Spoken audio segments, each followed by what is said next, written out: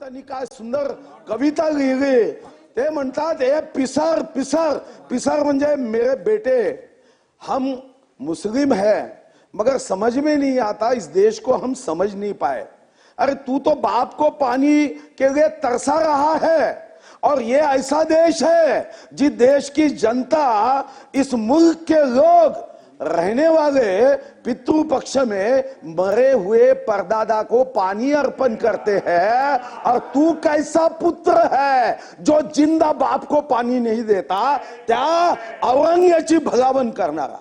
आणि कुठे आहे आता छावा चालू आहे। छाव्यामध्ये कवी भूषणचं वाक्य आहे, हाथी घोड़े तोप तलवारें फौज तो तेरी सारी है, पर जंजीर में जकड़ा राजा मेरा अब भी सब पे भारी है। आणि चंद्रकांत दादा, तुम्हाला मी मुद्दाम काही निर्णय देतो, प्रस्तावात सुधारणा करा। अध्यक्ष महाराज, एक तर तुमच्याकडे कागद देतो अध्यक्ष महाराज, हा 18 जुलै 2007 चा आहे।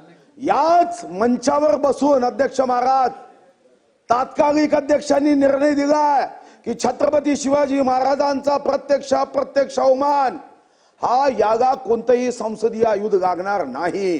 शिवाजी महाराज हे महाराष्ट्राचे देवपुरुष होते आणि म्हणून याला आयुध लागत नाही। आणि माझी विनंती आहे तुम्हाला की अध्यक्ष महाराज, छत्रपती शिवाजी महाराज, छत्रपती संभाजी महाराज यांचा कोणताही विषय असेल, विरोधी पक्ष असेल की सत्तारूढ असेल, कधीही संसदीय आयुधांचा मर्यादा बांधू नये, कारण 18 जुलै 2007 ला हा आदेश झाला। मी तुम्हाला काही बिहार विधानसभेचा एक हे पाठवतो।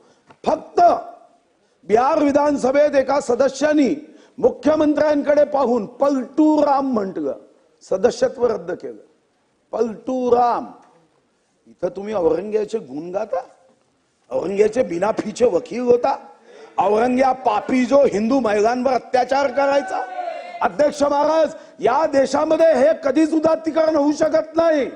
चंगेज खान एकाही युद्धामध्ये पराभूत झाला नाही, तो आदर्श नाही आहे। तैमूर रंग 1 लाख मानवी कवट्याचा राजमहल बनवला, तो आदर्श नाही। नादिर शाह चांदणी चौकामध्ये 60,000 हिंदूंची कत्तल केली, तो आमचा आदर्श नाही। आदर्श तर छत्रपती शिवाजी महाराज आहे।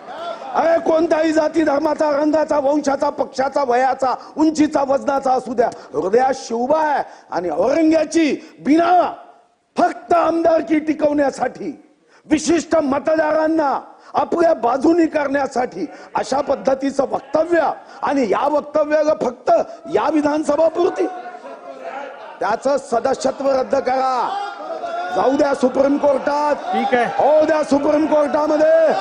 अध्यक्ष महाराज, पण अध्यक्ष महाराज नाही, या प्रस्तावामध्ये विधान परिषदेमध्ये जे केलं तसं करावं। आमदारांची समिती करावी, तो अहवाल येईपर्यंत निलंबित करा।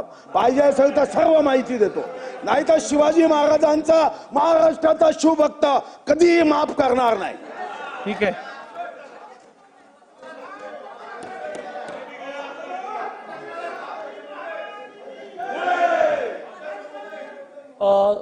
मागच्या महाविकास आघाडीच्या वेळेला भारतीय जनता, जरा एक मिनिट शांत प्लीज, कायद्याच्या बाहेर काहीच करता येत ना।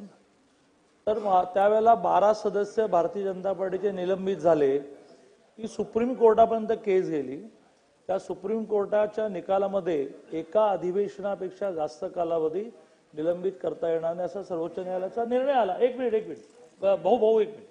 आणि त्यामुळे त्यांचं शेवटचं वाक्य जोडता येईल ते म्हणजे काय, तर आता हा निलंबनाचा प्रस्ताव जो कायद्याच्या चौकटीत बसणारा आहे तो सर्वानुमते संमत करू आणि एक समिती करू की याच्यामध्ये सस्पेन्शन करता येते का, निवडून आलेल्या एखाद्या सदस्याला आपण निर्णय करा। सन्मान्य मंत्री महोदयांनी जो प्रस्ताव सभागृहासमोर मांडलेला आहे, सन्मान्य मंत्री महोदयांनी सभागृहासमोर जो प्रस्ताव मांडलेला आहे, अहो काय अजून वेगळं काय बोलायचं आहे? त्यांनी घेतलेल्या भूमिकेचा तुम्हाला विरोध करायचा आहे का? बोला बोला।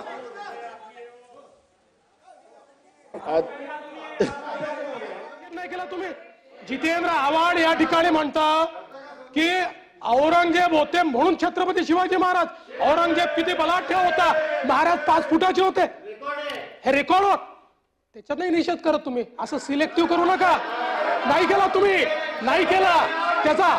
आणि आणि आणि त्याच्या पलीकडे जाऊन सांगतो, त्याच्या प्रश्न असा आहे की विरोधी पक्षनेत्यांनी बोललेलं सगळं ऐकलेलं आहे. उत्तर ऐका ना आपण. जवाहरलाल नेहरूंनी उत्तर ऐका ना आपण. जवाहरलाल नेहरूंनी डिस्कवरी ऑफ इंडिया मध्ये छत्रपती माझं मत शिवाजी आहे, महाराजांच्या आपलं विरोधी बद्दल पक्षनेत्याचं म्हणणं जे ऐकल्यानंतर लिहिलं, माननीय त्याचा मुख्यमंत्री निषेध आपण जरा करणार जागेवर बसा. आहात का? त्याचा निषेध करणार आहात का? पंडित जवाहरलाल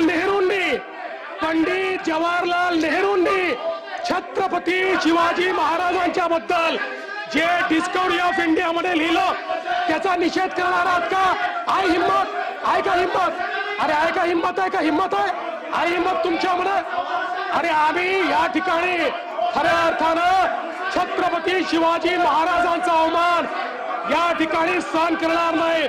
अरे देश धर्म पर मिटने वाला शेर शिवा का छावा था, महापराक्रमी परम प्रतापी एक ही शंभू राजा था.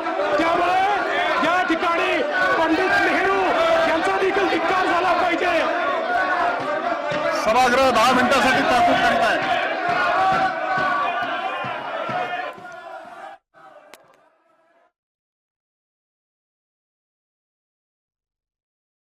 सत्ताधारी आणि विरोधक यांच्या गोंधळामुळे विधान परिषदेचं कामकाज आपण लाईव्ह बघत होतो, पण ते 10 मिनिटांसाठी स्थगित करण्यात आलं आहे. कारण या ठिकाणी मुख्यमंत्री फडणवीस आहे त्याच्यात जे उल्लेख केलेला आहे तेवढंच एक्सपल्शन आपण या अधिवेशनात करू शकतो असा आपला निर्णय आहे. मी आता सभागृहासमोर सदर प्रस्ताव मतास टाकतो. अनुकूल असतील त्यांनी होय म्हणावे, प्रतिकूल असतील त्यांनी नाही म्हणावे. होयचे बहुमत आहे, होयचे बहुमत आहे. ठराव एकमताने संमत झाला. बसून घ्या. लेंग अबू आझमी यांच्या निलंबनाचा प्रस्ताव मांडण्यात आला होता आणि हा प्रस्ताव संमत झाल्याचं विधानसभा अध्यक्षांनी सांगितलेलं आहे. अबू आझमी यांनी जे वक्तव्य केलं होतं त्याचा निषेध केला जात होता. त्यांनी आपलं वक्तव्य मागेही घेतलेलं होतं काल, मात्र त्यानंतर सुद्धा त्यांच्या विरोधामध्ये आता प्रस्ताव सादर करण्यात आला आणि तो प्रस्ताव संमत झालेला आहे. अबू आझमी यांचं अधिवेशन संपेपर्यंत निलंबन करण्यात आलं आहे. या अधिवेशनाच्या कालावधीपर्यंत ते आता निलंबित असतील. ते सभागृहाच्या कामकाजामध्ये सहभागी होऊ शकणार नाही. अबू आझमी जे सपाचे आमदार आहेत आणि त्यांनी एक वक्तव्य केलं होतं औरंगजेबाविषयी.